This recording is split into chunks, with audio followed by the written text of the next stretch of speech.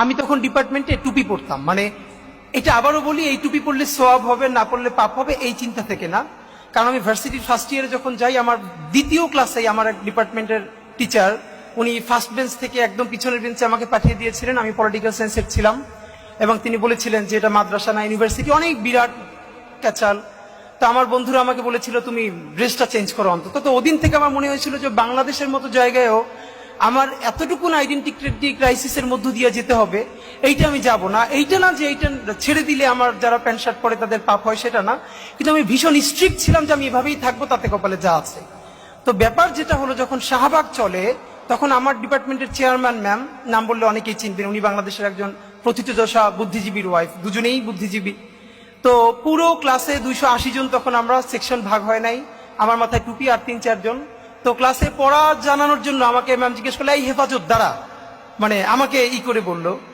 তো আমার ভীষণ ভাবে মনে আছে, এবং তিনি আমাকে বলেছিলেন হেফাজতের আমির, কারণ তখন তিনি জেন্ডার অ্যান্ড উইমেন কোর্সটা পড়াচ্ছিলেন এবং সেখানে নারীর অধিকার নাই এই ব্যাপারে সিডো নিয়ে পড়াচ্ছিলেন। তো সেসব নিয়ে আমরা আলাপ করতাম। তো এরপরও আমি একটা কথা বলে রাখি, ঢাকা ইউনিভার্সিটি সম্ভবত অন্য সব জায়গা থেকে এটুকুন কারণেই ভিন্ন যে সেই প্রচন্ড উত্তাল সময়েও আমরা ডিপার্টমেন্টে এটা নিয়ে তর্ক করতে পারতাম টিচারদের সাথে, খুব অল্প মানুষ হলেও এটুকুন অন্তত সত্য স্বীকার তো করতে হবে। তা আমার মনে আছে এরপর থেকে ম্যাডাম আমাকে 2-3 দিন ভিন্ন ভিন্ন কারণে ফোন, মানে একদিন আমরা বড় মিটিং করছি, বলছে ভিতরে কে, আমি বললাম ম্যাডাম আমি হেফাজতের আমির।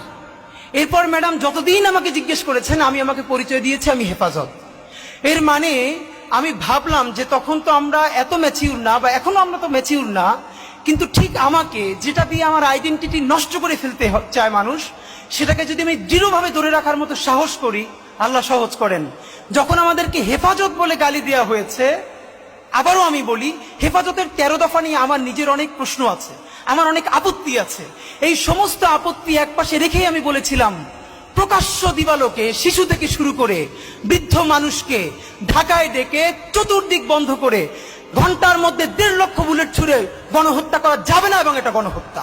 যে এই হেফাজত বলার মতো আমাদের হিম্মত আল্লাহ দিয়েছিলেন, আজকে বাংলাদেশে 2024-এ সেই আবারও করে কারা রাজাকারের সন্তান, রাজাকারের নাতিদেরকে দিব, তখন আমরা তুমি কে আমি কে, রাজাকার রাজাকার এই কথা বলে, মানে আমাকে দিয়ে দেখে তুমি আমাকে আইডেন্টিটি ক্রাইসিস তৈরি করো, আমাকে ভিকটিম করো, আমার মানবিক মর্যাদা ভুলুণ্ঠিত করো, আমি সেটা তো তোমার কি, আমি রাজাকার তো তুই কি, এই কথা বলেই কিন্তু আমরা রাজপথে নেমে এসেছিলাম এবং মসনদ ভেঙে গেছে। আমি এখানে এসে আমার দুটো স্মৃতি দগদগে খুব মনে পড়ছে। প্রথমত আল্লামা মামুনুল হক, ওনার সাথে আজকে ফিজিক্যালি আমার প্রথম দেখা, ওনাকে দেখে আমার যেই স্মৃতিটা মনে পড়ছে, ওনারও মনে আছে কিনা জানি না, কয়েক বছর আগেও মনে হয় 2 বছর আগে ওনাকে যখন জেলে নিয়ে আসলো, উনি জেলের যে জেলখানার যে গাড়ি, তো ওনার মাদ্রাসার জামিয়া রহমানিয়ার বেশ কিছু ছেলেরা খুব ভোরে সম্ভবত বোখারি শরীফ বুকে নিয়ে ওখানে লাইনে দাঁড়িয়েছিলেন, তারা তাদের উস্তাদের কাছে বোখারির সবক নিতে চান।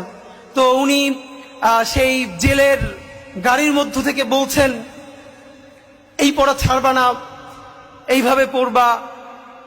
আমি ভাবি আসলে এই যে মাদ্রাসার শিক্ষা, মাদ্রাসার শিক্ষক ছাত্র জুলুম, এ নিয়ে তো প্রচুর কথা বলি, কিন্তু সত্য কথা এই পরিবেশটা আসলে বোঝা যায়, মানে রুহানিয়াত এমন জিনিস, মানুষ নিজের চেয়ে নিজের উস্তাদকে ভালোবাসতে পারে, এটা মনে হয় সম্ভবত খুব কাছ থেকে না বুঝলে আসলে, না চিনলে মানুষ বুঝবে না। তো শিক্ষক উনি যখন বলছেন যে এরকম পড়তে শুরু করবা, পড়া ছাড়বা না, তখন সেই ছেলেগুলো বুকে বোখারি শরীফ জড়াই ধরে কাঁদতেছে রাস্তার মধ্যে, হ্যাঁ হুজুর এটা শুনবো। তো এই সময়টা আমার খুব মনে পড়ছে। আর আজকে এখানে এসে আপনাদের কাছে শুধু একটা কথা বলতে চাই, বিনীত অনুরোধ। আপনারা দেখেছেন যে আমরা 3টে গণহত্যার কথা সবসময় একসাথে বলি। আমরা বলি জুলাই, পিলখানা ও শাপলা গণহত্যা। আমরা যতবার বলেছি জুলাই নিয়ে কমিশন হয়েছে, অনেক সমালোচনার পরে পিলখানা নিয়েও একটা কমিশন করা হয়েছে। যদিও বলে রাখি সেই পিলখানার প্রকাশ্য প্রতিবেদন আসবে কিনা আমরা জানি না, কিন্তু ঠিক কোন কারণে শাপলা নিয়ে এখন পর্যন্ত একটা গণহত্যা কমিশন করা যায় নাই?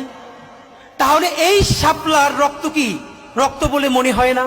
শাপলার মানুষের মাথায় টুপি, মুখে দাড়ি, তারা অনেকে গরিব, তারা প্রান্তিক, পশ না, আরবান মিডল ক্লাস না, তাদের তকতকে কোনো প্রতিষ্ঠান নাই, মানে এই জন্য কি সে নাগরিক হয়ে উঠতে পারে নাই? তার রক্তের কি 1 ফোঁটা দাম নাই? আমরা হাজারবার, ইভেন ডক্টর ইউনূস সাহেব একবার দেখলাম জাতিসংঘকে অ্যাড্রেস করে বলছেন যে আপনারা আসেন, আপনারা এখানে শাপলা নিয়ে তদন্ত করেন।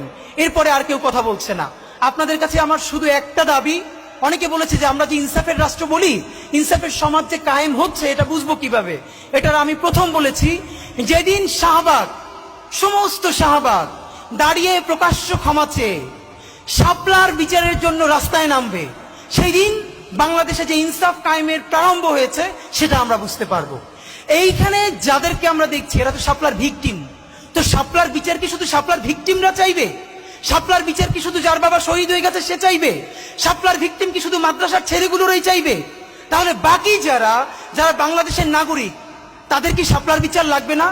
আমরা শাপলার বিচার চাই না বলেই তো এই আমাদের হুজুরেরা তারা অনেক সময় অন্য বিচার চায় না, এবং আমরা তখন বলি তারা কেন আমাদের পক্ষে কথা বলে না। এই বিভাজন ভেঙে শাপলা গণহত্যার জন্য কমিশন করতে পারতেই হবে আমাদেরকে। আমি আপনাদের কাছে বিনীত অনুরোধ করে যাই আজকে এবং আমি সত্য কথা বলি, প্রথম দিক থেকে আমার ভীষণ মন খারাপ।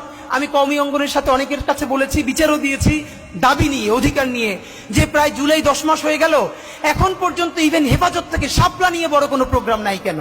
আমরা ছোট পরিসর থেকে, আমরা তো আমাদের মতো করে বলবো, আমরা তো ধর্মীয় দৃষ্টিকোণ থেকে না বলে আমরা একটা ন্যাশনাল ইন্টারেস্টের জায়গা থেকে বলি।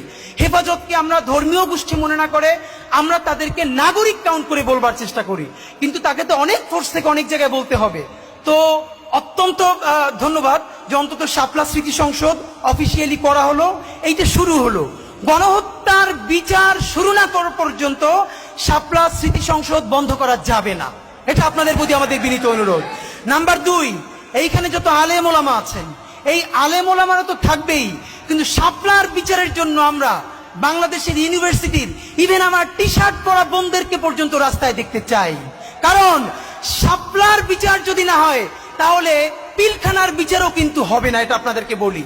আর শাপলা গণহত্যা হচ্ছে সেই গণহত্যা যেই গণহত্যার লাশগুলো গুম করার মধ্য দিয়ে খুনি হাসিনা নিশ্চিতভাবে সাহস পেয়েছে মানুষ মেরে লাশ গুম করে দিলে তারপরে রক্ত যদি সব পানি দিয়ে ধুয়ে দেয় তবুও তাকে করবার মতো এই বাংলার জমিনে কেউ নাই।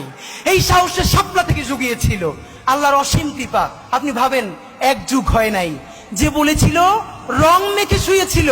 আমি নিজে শাপলা চত্বরে আপনাদের বিকেলের দিন হঠাৎ করে ভ্যানের উপরে 4টা লাশ, একদিকে প্রচন্ড গুলি, একদিকে জানাজা, কোথায় যাব কোনো ঠিক নাই।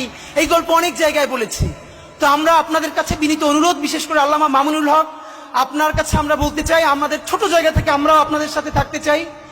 এর পরের প্রোগ্রাম আমরা দেখতে চাই গুলশানের ওয়েস্টিন অথবা কোনো 5 স্টার হোটেলে আপনারা শাপলার যত ডকুমেন্টেশন আছে, আপনারা অন্তত 51 জন শহীদের তালিকা দিয়েছেন, 51টা পরিবার, তাদের প্রত্যেকের ডকুমেন্টেশন ইংলিশে এবং আরবিতে করে যতগুলো এম্বাসি আছে প্রত্যেক রাষ্ট্রদূতকে দাওয়াত দিয়ে এরপরে 5 স্টার হোটেলে প্যারালালি ইংলিশে এবং আরবিতে ব্রিফ করতে হবে খুনি হাসিনা দিল্লির সহযোগিতায় কিভাবে বাংলাদেশে গণহত্যা চালিয়েছে। যতক্ষণ না পর্যন্ত বাংলার জমিনে শাপলা গণহত্যার বিচার হবে ততদিন জুলাই চলবে। বাংলাদেশ জিন্দাবাদ, ইনকিলাব জিন্দাবাদ।